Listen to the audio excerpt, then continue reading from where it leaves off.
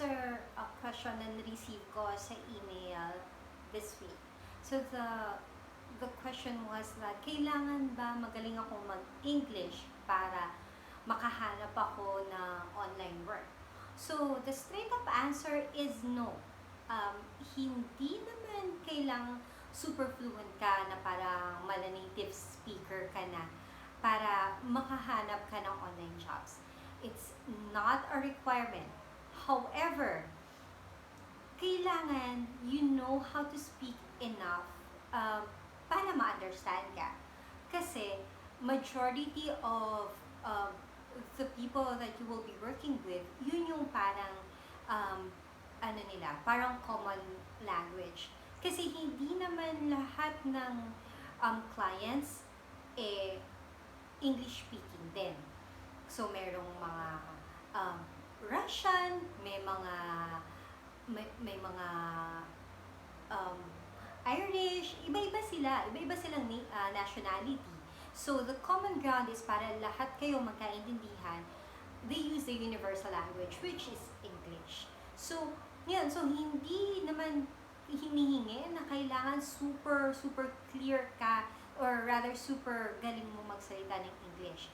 However, kailangan you know enough para makapag-converse ka sa kanila and maintindihan kanila. Kasi kailangan nyo yun to communicate, di ba? Don't be discouraged as well, kasi hindi naman lahat ng work online requires that you speak. Halimbawa, kung coder ka or web developer ka, hindi mo naman kailangang magsalita habang tatrabaho ka. Unless, let's say, phone support ka, yun, kailangan constantly you're talking. Diba? So, merong mga trabaho na doesn't require you to speak that much.